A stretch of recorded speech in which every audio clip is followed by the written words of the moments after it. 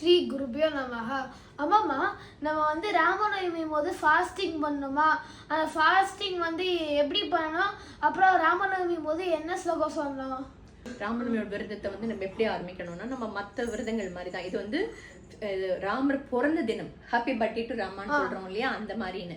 நீங்கள்லாம் என்ன பண்ணுவேன், ஆஸ் யூஷுவல் கேக் கட் பண்ணி அவரோட செலிப்ரேட் பண்ணுவேன். இவர் நம்ம ராமநவமி எப்படி செலிப்ரேட் பண்றோம் அப்படின்னா, அது பெரிய கிராண்ட். இப்போ கிருஷ்ணருக்கு நம்ம இது சீடையெல்லாம் பண்ணி வச்சு பெருசா பண்றோம்ல, அந்த மாதிரி கிராண்டா ராமருக்கு பண்றது இல்லை.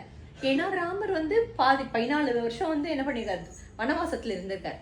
அதனால அவர் எவ்வளவு கஷ்டப்பட்டு அந்த வனவாசத்துல இருந்தாரோ, அங்க ஒரு வனம், அதாவது காட்டுல என்ன கிடைக்குமோ அதே தான் அது சிம்பிள் நைவேத்தியம் தான். காத்தால ஏந்துக்கணும், ஸ்நானம் பண்ணணும், குளிச்சுட்டு ராமர் பட்டாபிஷேக படத்தை வச்சு ராமர் அஷ்டோத்திரம் 108 அஷ்டோத்திரம் இருக்கு இல்லையா, ஸ்ரீராமாய நமஹா அப்படின்னு 108 வரும். அது அதுல இருக்க 108 அஷ்டத்தையும் ஆத்துல நம்ம என்ன பண்ணலாம்னா, ஒவ்வொருத்தரும் அந்த அஷ்டோத்திரத்தை படிக்கணும், துளசியால அர்ச்சனை பண்ணணும். ஓகேவா? இது முடிச்சோன்னா என்ன பண்ணலாம், கற்பூர ஆரத்தி பண்ணிட்டு நெய்வேத்தியம் எடுத்துட்டோம்னா, நாளைக்கு எல்லா இடத்துலையும் என்ன கிடைக்கும் அப்படின்னா, பானகம், நீர்மோர். அதுக்கப்புறம் இந்த பைத்தம்பருப்பு இருக்கு இல்லையா, அந்த பைத்தம்பருப்பை ஊற வச்சு அதை வடப்பருப்புன்னு சொல்லுவா.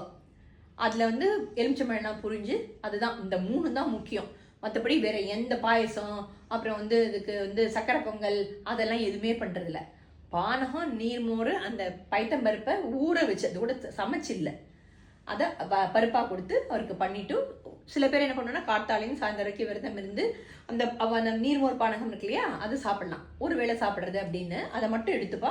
சாயந்தரம் அந்த விரதத்தை முடிச்சுட்டு சாப்பிட்றது அப்படின்னு. ஏன்னா நாளைக்கு மத்தியானம் நவமி 12:42 வரைக்கும் தான் இருக்கு. அது மாதிரி புனர்பூசம் நட்சத்திரம் ராமர் பிறந்த நட்சத்திரம் புனர்பூசம், அது பார்த்தோம்னா ஒரு 4:32 வரைக்கும் இருக்கு, சாயந்தரம் வரைக்கும். ஓகேவா?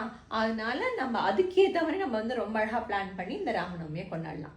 இப்போ இந்த ராம நாமம் அப்படிங்கிறது இருக்கு இல்லையா, நாளைக்கு எவ்வளவு தடவை நம்ம ராமநாமம் சொல்றோம்னோ அதுவுமே நம்மளுக்கு அத்தனை புண்ணியம்.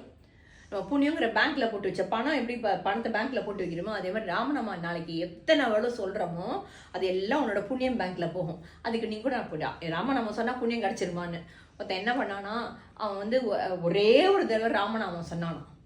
அவன் காலப்போக்கில் என்னாச்சு, ராமநாமம் ஒரு நாளைக்கு ஒரே ஒரு தடவை தான். ஓகே, அவன் செத்து போயிட்டான். செத்து போனதுக்கு அப்புறம் யமதர்மராஜன் அவனோட கணக்கெல்லாம் பார்ப்பார் இல்லையா, பார்த்துட்டு இவன் என்ன புண்ணியம் பண்ணியிருக்கான்னா, ஒரு தடவை ராமநாமம் சொல்லியிருக்கான் அப்படின்னு.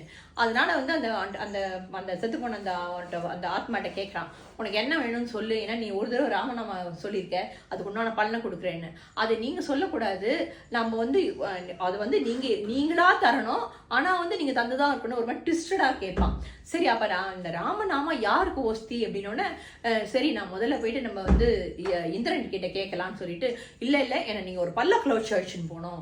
பல்லக்குனா சேரியட் இருக்குல்ல, அது அழிச்சுன்னு போகணும். இப்போ என்ன பண்றான் இந்திரன், சரிப்பா இல்லை ஏறுன்னு சொல்லிட்டு, இன்னும் நீ ராமநாமம் சொல்லியிருக்கேன், அதனால பல்லக்கு தூக்கிட்டு இந்திரன் கிட்ட போவான். இந்திரன் கிட்ட போய் அவர் என்ன பண்ணுவான், அது மாதிரி இவன் ராமநாமத்தோட செருப்பு கேட்கறான், எனக்கு சொல்ல தெரியல, அதனால உங்கள்கிட்ட கொண்டு வந்தேன்னு. இந்திரன் சொன்னாரு, இல்லப்பா எனக்கும் தெரியாது, நான் பிரம்மா கிட்ட போறேன், பிரம்மா கண்டிப்பா அதுக்கு ஆன்சர் பண்ணிடுவான்னு சொல்லிட்டு இவன் 2 பேரும் அந்த ஆத்மாவை உள்ள வச்சு பல்லக்கில் தூக்கின்னு போறான். எங்க பிரம்மாவோட பிரம்மலோகத்துக்கு. அங்க பிரம்மா என்ன சொல்வாரு, இல்லப்பா நம்ம எனக்கு என்ன ராமரோட நாமத்தோட என்னென்ன அதுக்கு சிறப்பு இருக்குன்னு நான் சொல்ல முடியாது, நம்ம நாராயணன் கிட்டே போகலாம், அவர்கிட்டே கேட்கலாம், அவதாரம் எடுத்து வேற அவர் தானே அப்படின்னு.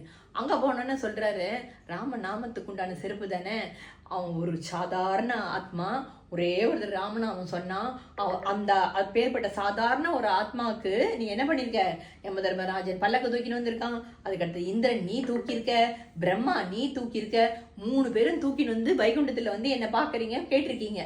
அப்ப இதோட என்ன வேணும், அந்த ஆத்மாவை நான் எடுத்துக்கிறேன்னு சொல்லிட்டு அந்த ஆத்மாவுக்கு முக்தி கொடுத்து தன்னுக்கு எடுத்துட்டாராம். அப்ப அந்த ஒரே ஒரு தடவை ராமான்னு சொன்னதுக்கு அந்த ஆத்மாவுக்கு எவ்வளவு பலன் கிடைச்சிருக்கு.